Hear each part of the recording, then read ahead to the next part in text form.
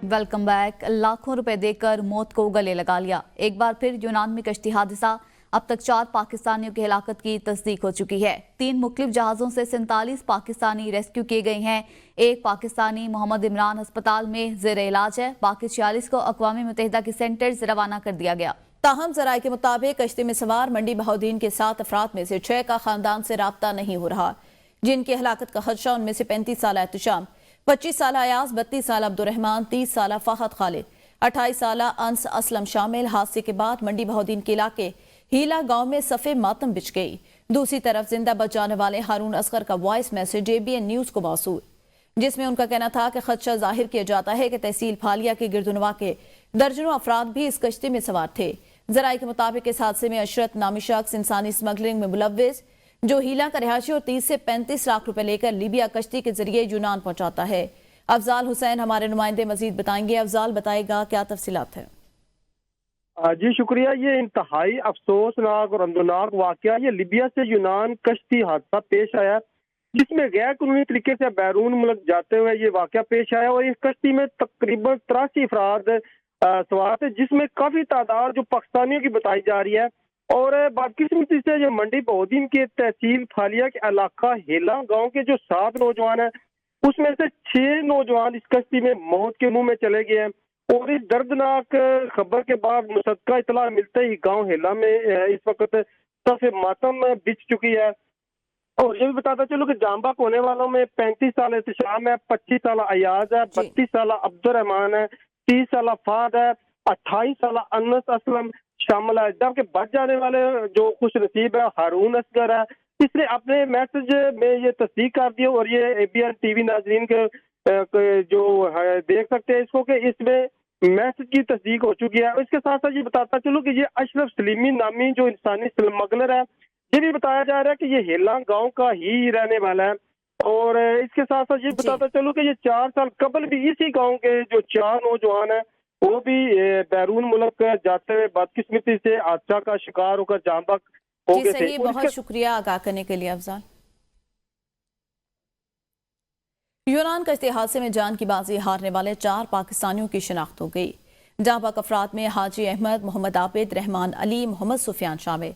जाँ बाक अफराद का ताल्लुक मंडी बहाउद्दीन, सियालकोट और गुजरात से है। तर्जमान दफ्तर खारजा के मुताबिक पाकिस्तानी सफारत खाना यूनानी हुकाम से राबिते में है। बच जाने वाले शहरियों का कहना है उन्हें जबरदस्ती छोटी कश्ती पर सवार किया गया। यानी पैसे दे के अपनी मौत जो है खरीदी। 47 पाकिस्तानी जो बचे हैं सबसे राब्ता कर लिया है। यूनान में एक और कश्ती हादसा। बेहतर मुस्तकबिल की तलाश में यूरोप जाने की कोशिश करने वाले कई पाकिस्तानी डूब गए। तलाश जारी, 47 को बचा लिया गया। यूनान में पाकिस्तानी सफीर आमिर आफ्ताब कुरैशी के मुताबिक हादसे के वक्त कश्ती में गुंजाइश से ज्यादा मुसाफिर सवार थे। मुतासरा ज्यादातर पाकिस्तानियों का ताल्लुक मंडी बहाउद्दीन और आजाद कश्मीर से है। कुछ लोग लाहौर के हैं। बच जाने वालों ने बताया उन्होंने एजेंटों को 24 से 30 लाख रुपए तक दिए। ये पैसे देकर मौत खरीद रहे हैं। 24 से 30 लाख रुपए इन्होंने हर एक ने जो है या दिए हैं या कमिटमेंट है या कुछ इस किस्म की, यानी पैसे दे के अपनी मौत जो है खरीदी। वो 47 पाकिस्तानी हैं जिनको रेस्क्यू कराया गया है। जैसा कि मैंने आपको बताया कि 3 डिफरेंट शिफ्ट्स में, एक में से 5, एक में से 6 और एक में 36। जराये के मुताबिक खराब मुल्की हालात के बाइस बैरून मुल्क जाने वाले पाकिस्तानी शहरियों की तादाद में इजाफा हुआ है। गुज़िश्ता 1 से 2 साल के दौरान 10 लाख से जायद मजीद पाकिस्तानी मुल्क छोड़ चुके हैं। एजेंट यूनान तक के लिए 30 लाख रुपए, यूरोपीय ममालिक के लिए 60 लाख, जबकि बरतानिया, कनाडा और अमेरिका के लिए 60 लाख से 1 करोड़ रुपए तक वसूल कर रहे हैं। लोग बैरून मुल्क जाने के लिए पैसे के साथ साथ अपनी जान को भी दांव पर लगा देते हैं। सफीर के मुताबिक कश्ती हादसे में जाँ भाग पाकिस्तानियों की डेड बॉडीज सफारत खाना अपने अखराजात पर पाकिस्तान रवाना करेगा। बचने वाले 47 पाकिस्तानियों में से एक शख्स अस्पताल में है। लापता अफराद के बच जाने की उम्मीद नहीं। यूनान कश्ती हादसे में जिंदा बचने वाले पाकिस्तानियों से ABN न्यूज की टीम ने मुलाकात की है। पाकिस्तानियों के खौफनाक इंकशाफात सामने आ गए। जिंदा बचने वाले पाकिस्तानियों के मुताबिक कश्ती हादसे में 50 से जायद पाकिस्तानी जाँ बहक हो चुके हैं। मजीद तफसीलात जानते हैं अपने नुमाइंदे जो कि यूनान में मौजूद है, जफर शाही माला कासा कैंप में मौजूद हैं। यूनान से मजीद बताएगा जफर। जी, इस वक्त मैं माला कासा के उस कैंप में मौजूद हूँ जहाँ वो 47 पाकिस्तानी जो है वो लाए गए हैं, जो 2 दिन पहले लीबिया से गैर कानूनी तरीके से यूनान दाखिल हुए और कश्ती के हादसे में उनको ज़िंदा बचाया गया। और आज थोड़ी देर पहले यूनान में जो पाकिस्तानी सफ़ीर हैं उन्होंने भी एक बड़ी अहम प्रेस कॉन्फ्रेंस जो है वो की है, जिसमें इस बात का इंकशाफ हुआ है कि बड़ी तादाद में अभी ऐसे पाकिस्तानी हैं जो कि लापता हैं और अभी 2 से 3 दिन गुजर चुके हैं। साफ ज़ाहिर है ये तलख हकीकत है बहुत मुश्किल बताना, लेकिन हकीकत यही है कि उनके ज़िंदा बचने के चांसेस जो हैं वो अभी ना होने के बराबर हैं। ये 47 पाकिस्तानी जो है वो इस वक्त इनको आज ही यहाँ जो यूनानी दारुल-ए-हुकूमत एथन जो है यहाँ मुंतकिल माला कासा कैंप में जो है वो किया गया है, वो यहाँ मौजूद है। और अगर सूरत हाल देखें तो आज बड़ी जो है ना वो दिल खराश और तकलीफ दे खबरें जो है वो सामने आई हैं, जिनमें एक खबर ये भी है कि मंडी बावलदीन का एक गांव हेला जो है उसके 6 नौजवान एक ही गांव के जो है वो जान से बाजी हार गए हैं। और सियालकोट के मुख्तलिफ जो इलाके हैं उनके बिल्कुल छोटे छोटे बच्चे जिनकी उम्र 12 से 13 साल के दरमियान है वो भी अभी लापता है और खदशा यही है कि वो भी जान से जा चुके हैं, क्योंकि जिस जगह ये हादसा पेश आया है 3रा दिन आज शुरू हो गया है और वहाँ इतनी देर तक आदमी ज़िंदा नहीं रह सकता। ये हकीकत है जिसको तस्लीम कर लेना चाहिए। 47 पाकिस्तानी ज़िंदा बचे हैं और यहीं ज़िंदा बचे हैं, बाकी जो अभी तक लापता है उनके ज़िंदा बचने के चांसेस जो है वो नहीं है। ये एक तलख और मुश्किल हकीकत है, लेकिन सच है कि उनके कुछ चांसेस अभी नज़र नहीं आ रहे और उनकी तादाद जो है वो 50 से ज़्यादा जो है बन रही है। यानी कि एक पाकिस्तानी की डेड बॉडीज़ मिली हैं और 50 से ज़्यादा जो पाकिस्तानी हैं जो लापता हैं उनके बारे में खदशा यही है कि वो जाँ बाग हो चुके हैं। यूनान कश्ती हादसे में मुतासरा पाकिस्तानियों का मामला, मंडी भाउद्दीन के शहरी भी शामिल। लापता शहरी के भाई का कहना है 11 दिसंबर को आखिरी मरतबा भाई से रब्ता हुआ था, 13 दिसंबर को यह हादसा हो गया। गए हैं, एक मेरा भाई लगता है, एक मेरे कज़न का बेटा, ठीक है। यहाँ से वो लोग तकरीबन यकूम को निकल गए थे। यकूम के बाद आखिरी रब्ता हमारा उनके साथ यहाँ से बाहर गए थे लीबिया तक।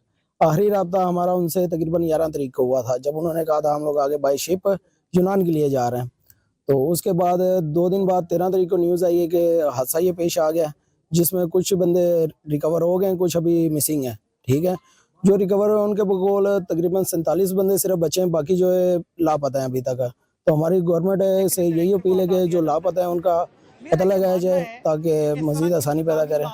हमारे गांव के तकरीबन 10 से 15 लड़के गए मुख्तलिफ एजेंटों के थ्रू। यहाँ से लीबिया तक इनका बायर सफर था, उससे आगे इनकी शिप की डंगी थी। मेरा आखिरी दफा 11 तारीख को रब्ता हुआ था, जिस दिन इन्होंने निकलना था आगे के लिए। क्या उसने कहा कि हम क्या करने? इन्होंने यही कहा था कि हम लोग बाई शिप निकलने लगे, आप लोग दुआ वगैरह कर रहे हैं। जी, यही बात हुई है।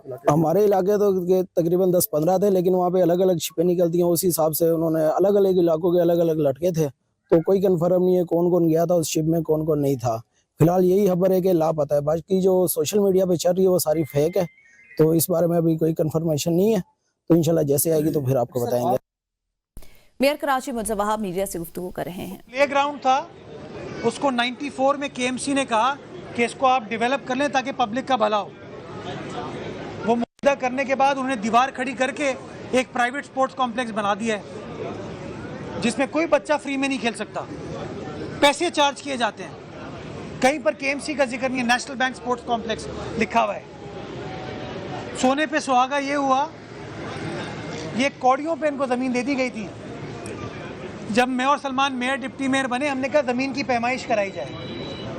जब पैमाइश कराई गई तो पता चला कि उनको इजाज़त 17,000 गज की है और उनके कब्जे में 28,000 गज है, यानी कि 11,000 गज इजाफी ज़मीन है। हमने उनको नोटिस किया कि जी ये पैसे दें इसके, आप ये पब्लिक प्रॉपर्टी आपने इंक्रोच की हुई है। अभी पिछले दिनों अदालत गए और अदालत को उन्होंने कोई अपनी एक कहानी बनाई। 70 लाख रुपए उन्होंने अदालत में जमा कराए नाजिर के पास, और अदालत ने हमें उनको कार्रवाई करने से रोक दिया है। कितनी ज़मीन है? 11,000 गज ज़मीन। ये मेरा डिफरेंस है अशराफिया और आम आदमी के इशूज़ में। गुज्जर नाले पे कहते हो गरीब आदमी की प्रॉपर्टी है, गिरा दो। औरंगी नाले पे गिरा दो। आपके प्रेस क्लब पे कल या परसों में मुजाहरा देख रहा था, औरंगी नाले के मुतासरीन विफाकी वज़ीर राना तनवीर कौमी असम्बली में इज़हार ख्याल कर रहे हैं। लेकिन इस किस्म की बात मत करें, इस किस्म की बात मत करें। जब इनका दौर था तो मैं आपके सामने बात कर रहा हूँ, बिल्कुल अल्फन बात कर रहा हूँ कि जब पीटीए के ज़माने में डीसी डीपीओ, यार ये बात करने दे मुझे, डीसी डीपीओ, हमारे डीसी डीपीओ का फ़ोन चेक होता था, मोबाइल चेक होता था, इनके जो चीफ मिनिस्टर सेक्रेटेरिएट चेक करता था मोबाइल लेके कि आपके साथ किसी एमएनए नून के एमएनए ने कोई बात तो नहीं की टेलीफोन पे। मैं ये बिल्कुल आपको अल्फन बात कर रहा हूँ, उनके मोबाइल चेक होते थे डीपीओ डीसी के भाई आपके साथ कोई राब्ते में है कोई को। अब एक हमारा प्रिविलेज है कि लोगों के मसले में इलेक्ट होता हूँ, ठीक है, आपका व्यू आ गया। लेकिन असद साहब आपको हकीकत में सिर्फ ये बताना चाहता हूँ, एक अच्छे आदमी है, ये सारे गलत बयानी कर रहे हैं आपसे, आपको फ्रॉड कर रहे हैं पंजाब के एमएनए एमपीए। ठीक है, ये एक बहुत बड़ा आपके साथ शुक्रिया हाथ हो। राणा साहब। ब्रेक के बाद आपको बताएं, पेशावर हाई कोर्ट में वज़ीर आला खैबर पख्तूनख्वा यमीन गंडापुर के मुकदमात की तफसील के लिए दायर दरख्वास्त पर समाअत हुई।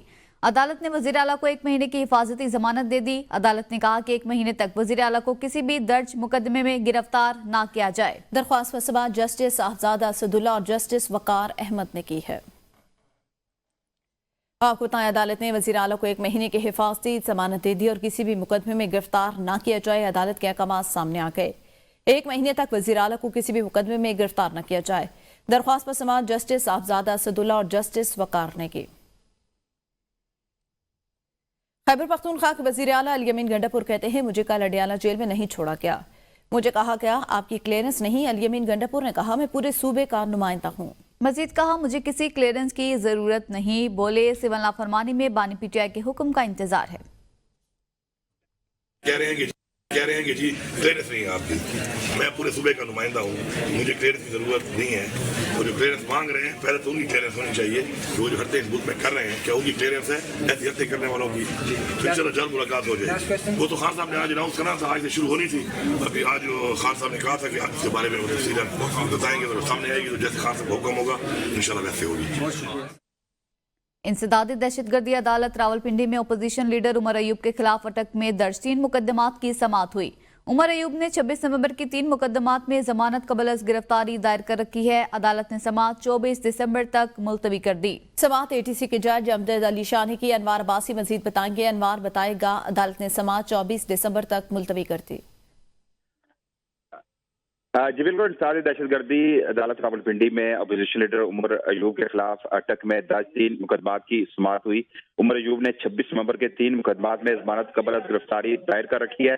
अदालत ने समाअत 24 दिसंबर तक मुलतवी कर दी है। समाअत एटीसी के जज अमजद अली शाह ने की। उमर अयूब पेश हुए और ये समाअत अब 24 दिसंबर तक मुलतवी कर दी गई है। जी सही, बहुत शुक्रिया अनवार। मरियम नवाज पहली खातून वजीर आला है जिन्हें चीन के दौरे की दावत दी गई। वजीर इत्तलात पंजाब अज़मा बुखारी कहती हैं, चीन में हैना हेड ऑफ स्टेट प्रोटोकॉल मिला जो इंतहाई कामयाब रहा। वजीर आला पंजाब मरियम नवाज के कामयाब दौरा चीन पर सोशल मीडिया टाइगर्स दिल मिला रहे हैं। तस्वीरें लगाकर प्रोपेगेंडा किया गया। ये वही लोग हैं जो तस्वीरें खिंचवाकर खुश होते थे। इनको हकायक नहीं मालूम कि चीन में निज़ाम हुकूमत पार्टी के जरिए चलता है। पाकिस्तान की तारीख की वाहिद चीफ मिनिस्टर हैं कि जिनको चाइना के सरकारी दौरे की ना सिर्फ दावत मिली बल्कि वहाँ पर उनको जो है हेड ऑफ स्टेट का प्रोटोकॉल और हेड ऑफ स्टेट का स्टेटस जो है वो चीफ मिनिस्टर पंजाब मरियम नवाज शरीफ साहिबा को मिला। सोशल मीडिया है, उनके जो टाइगर्स हैं वो बहुत तिलमिला रहे थे और उनके तिलमिलाने से अंदाज़ा हो रहा था कि दौरा कितना कामयाब है। अब उसके अंदर जो जिन लोगों से वो बेचारे छोटे छोटे लेवल पे जो जिनको मिल के आते थे उनको जो है वो तस्वीरें उनके साथ लगा कर उन्होंने प्रोपेगेंडा किया कि वो देखें ना जी वो इन लोगों के साथ मिल रही हैं। और मैंने ट्वीट करके भी बताया था कि जो है अल्लाह का करम यह है कि जिनके साथ ये तस्वीरें खिंचा के खुश होते थे चीफ मिनिस्टर पंजाब मरियम नवाज शरीफ साहिबा के दौरे के दौरान वो इंटरप्रेटर्स थे। चाइना का अगर आप निज़ाम हुकूमत देखें तो उस निज़ाम हुकूमत के अंदर जो पार्टी है ख़ास तौर पे जो CPC रूलिंग पार्टी है वो डोमिनेट करती है और वो पार्टी के तौर के ऊपर अपने निज़ाम हुकूमत चलाते हैं। जो चीफ मिनिस्टर साहिबा का दौरा बेशक सरकारी था, लेकिन उसके बावजूद Muslim League Noon as a party को उन्होंने ज़्यादा हाईलाइट किया। उन्होंने हमारा इस्तकबाल Muslim League Noon as a party के किया और अल्हम्दुलिल्लाह हुकूमत भी किसकी है, मुस्लिम लीग नून की। PTI senator barrister Ali Zafar का कहना है कि हमने अपने दरवाजे खोल दिए हैं, हुक्मरान घबरा गए हैं। हुकूमत में बैठे कुछ ऐसे लोग हैं जो नहीं चाहते कि मुज़ाकरात हों।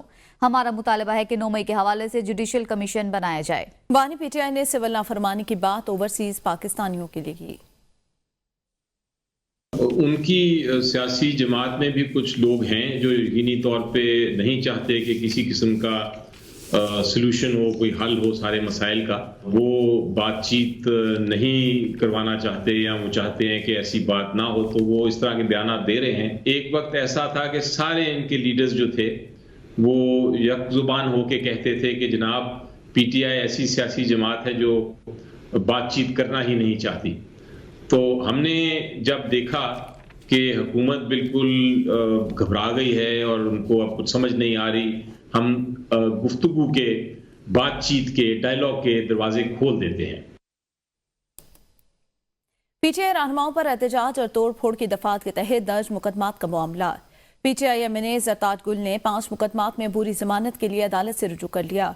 इस तहत दहशतगर्दी अदालत के जाए ताहिर अब्बास सिप्रा ने बुरी जमानत की दरख्वास्तों पर समाअत की है। अदालत ने 4 मुकदमात में ज़रताज गुल की 9 जनवरी तक बुरी जमानत मंजूर कर ली। अदालत ने 5-5 हज़ार रुपए के मुचलकों के एवज जमानत मंजूर की है।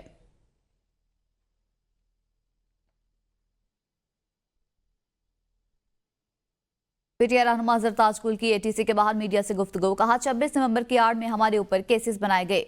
17 सीटों वाली हुकूमत आइन और कानून को क्यों तोड़ रही है? हम आइन और कानून के मुताबिक अदालतों में पेश होते हैं और हमको ही दहशतगर्द बनाया जाता है। कारकुनान को मुकदमे से डिस्चार्ज करने के बाद दोबारा कर लिया गया। हमारे हौसले बुलंद हैं, ज़रताज गुल ने मजीद क्या कहा, आइए देखते हैं।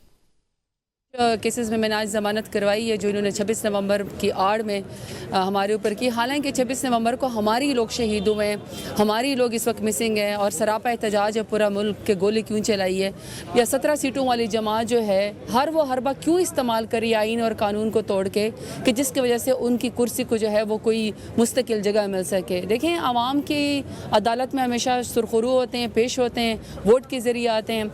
अभी जितने भी ATC की कोर्ट्स हैं या जितने भी कोर्ट्स हैं, आप देखें सबसे ज़्यादा मेरे लीडर खान साहब समेत और हम सब समेत, हमारे वर्कर्स समेत, सबसे ज़्यादा अफसोस की बात यह कि हमें दहशतगर्द बना के पेश किया जाता है।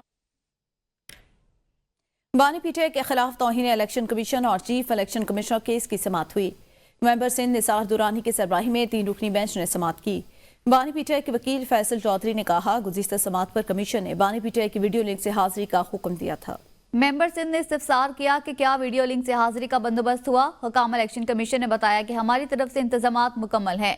जेल की तरफ से वीडियो लिंक एक्टिव नहीं हुआ। इलेक्शन कमीशन ने जेल हुकाम से जवाब तलब करते हुए केस की समाअत 15 जनवरी तक मुलतवी कर दी।